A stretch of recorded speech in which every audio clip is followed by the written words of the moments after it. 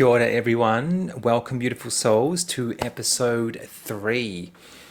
So this one is going to be all about stop paying for permission. So again, before we get into it, my name is Josh. I am a student of psychotherapy.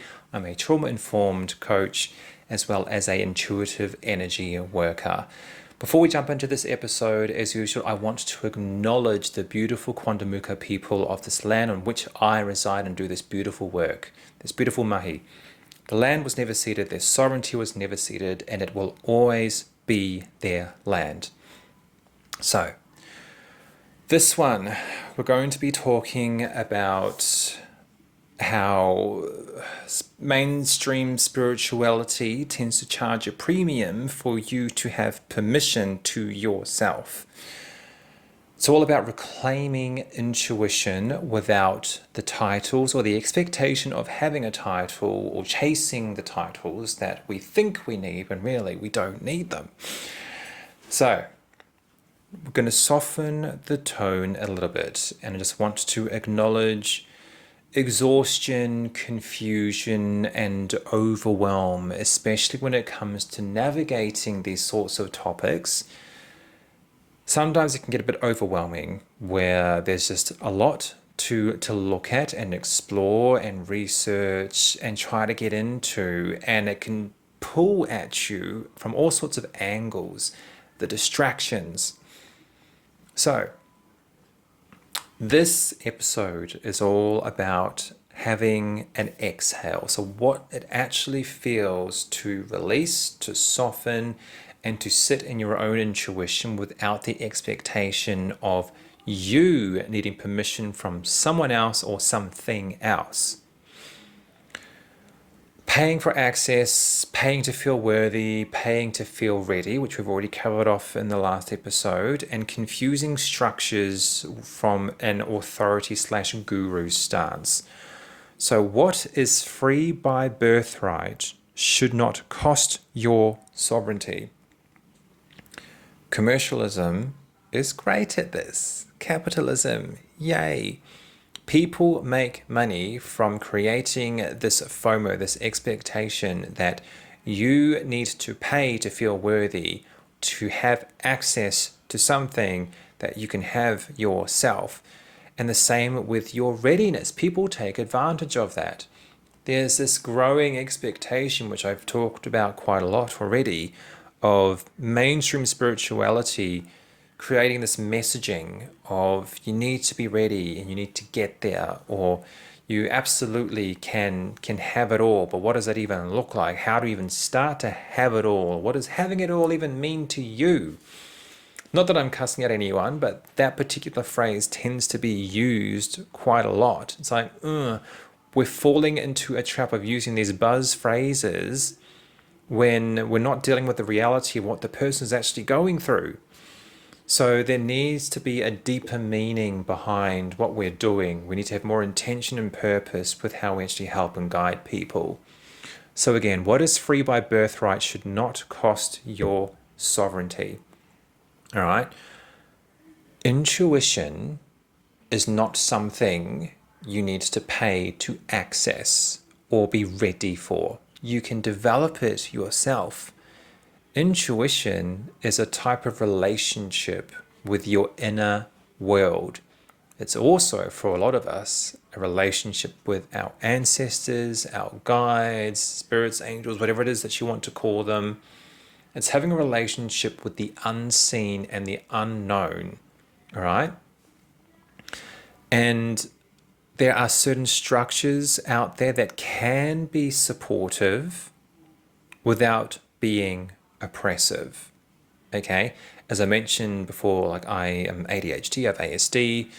So for my beautiful neurospicy people out there, I know that a method can definitely help. And it's about finding your method, your process first, to help then branch out into exploration later on. Sort of like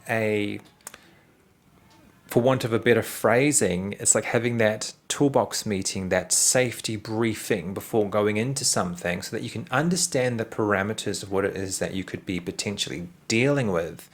You can understand where the dangers and the threats are, or where the unknown areas are. Not that they're bad or that they're wrong, but each to their own, everyone's journey is different, and understanding and having some form of structure or some form of method to go by initially is definitely beneficial. Just as long as there's not this oppressive tone that comes through it where you feel like you're going to be punished or excluded or singled out just for accidentally or out of curiosity just doing something differently. One example of this, and it had been a while since I'd gone out and had like a nature immersion walk or a nature immersion hike. And what I mean by those is, with my Indigenous upbringing, we're very connected to our land. Our land, our whenua, is very important to us. So my partner and I, we were going out to this particular national park reserve for a walk, and I felt this very strong compelling to start the walk itself, but there'll be like what I call a grandfather tree to approach first. And within a few meters, there was this big, beautiful tree. And I was like, oh, okay. I feel this need to go and put my hands on this tree and just ask permission, safety, and guidance while I walk through its forest. And that's exactly what I did. I remember giving the tree a hongi, which is like nose and forehead onto the tree, and acknowledging the land, acknowledging its people, its history, and that this was its region that I was about to enter and explore, and that I was going to do so with intention. The intention was not just to walk through it, it was to experience it instead. So what happened though is during the actual walk itself, I remember seeing a black snake suddenly slither right in front of me. And at first I screamed and I jumped. I was like, okay, that's a first. And then later on down the track, there's this beautiful lizard, like one of those water lizards that we all see around the river embankments, just sitting there and just looking at me, cocking its head from side to side. And then I just turned around and just slowly went back into the bush. And then later on, coming across this one particular walkway, and there's this massive golden orb weaver spider, I believe they're called. And I was like, oh, I nearly walked into that. I had to like duck under it. And on reflection, after finishing that walk, I realized that nature itself had acknowledged my acknowledgement of its region, of its bountiness, of the experience that it gave me. It's like it was saying, oh, thank you for acknowledging us. Here's my way of showing myself to you. But also during the walk, I noticed that the birds were more active, and we got to see some interesting birds up close and personal, which we otherwise would have never normally experienced. So whether you believe in that stuff or not, it doesn't matter. For me, that was a real experience. And the reason why I'm bringing that up is when you approach things with reverence and with respect and with just a simple method or like a simple ritual of prayer and acknowledgement, things can happen. You open yourself up to see things, to witness things, to experience things. Because seriously, like you can't make this sort of shit up. Like it actually all happened. So with some of the methods that I teach that fundamental to honoring nervous system as well as ancestry, I focus on the slowing down aspect, the returning to self, so that we can start to develop that conversation, that dialogue to our inner selves. And when we start to have those sorts of dialogues and develop those sorts of relationships internally, intuition definitely starts to come into the picture. We become more open to hearing things or seeing things within our mind's eyes. We start to bear witness to certain compellings or emotions.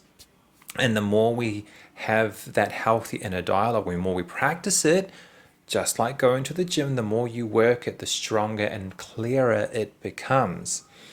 So this is why it's important as well, for example, with that nature immersion walk that I went on, how land and body together help you regulate. So land is a co-regulation resource, and we should all be using it more often, whatever that looks like. It could be as simple as waking up in the morning and allowing the morning sun to come onto you, all right? Or it could be barefoot out on the grass as well, or just going on those walks. Or maybe you do go on walks every day, but you haven't paid attention or noticed before.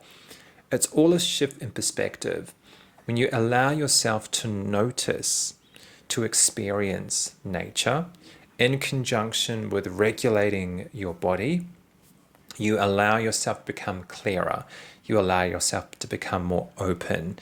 You allow yourself to develop a path. And that is part of the practice, is showing people the path inward so that they can walk it themselves. They start their journeys. Because ultimately, I don't give you the intuition. I just help you hear it again. That's part of my joy. When I see someone, hey, I had this amazing experience. I was out and about, and then I felt this sudden urge to make sure that I didn't have my phone in my pocket, and lucky I did so, because this person nearly swiped it out of my hands. I've heard little stories like that where people are starting to pick up on self-intuition, self-development in ways that opens themselves up to experience things differently, how to protect themselves more energetically, as well as opening up to other experience that they otherwise would have normally not have had. So, a self-permission moment. Maybe it's not quite right to do this right now, but if you can, if it is safe to do so, please, if you are driving, do not do this, because you're not going to be able to do this unless you pull over and go to a park, then sure. But I really want to invite you to make the time intentionally to sit on the ground, okay? If you're in a 2-story house, sitting on the ground upstairs is not sitting on the ground. Sitting on the ground is you want direct contact to the earth, okay? And spend time without asking, am I doing this right? Okay? Try to notice those questions coming in and just ignore them and just focus on being present and being connected to the ground. At first, it might feel a bit odd if you're brand new to this, but if not, you know what I mean. This is your reminder to practice these little things that make a big difference in the short to long run. And notice what comes through when you stop treating it like a performance or a checklist. So, slightly shorter episode, but that's okay. In closing, you already belong to sacredness. Take what's yours, leave the rest. As usual, I've got 4 self-reflective questions to do with permission and reclaiming intuition without titles in the description below. If anything that I've spoken about resonates with you and you'd like to work with me, again, my links are in the description as well. And I look forward and welcome you to booking in any conversations with me or messages with me. Again, thank you so much for your time. Again, my name is Josh. I'm a student of psychotherapy and a trauma-informed coach, as well as an intuitive energy worker. And I look forward to seeing you in the next episode or in a phone call.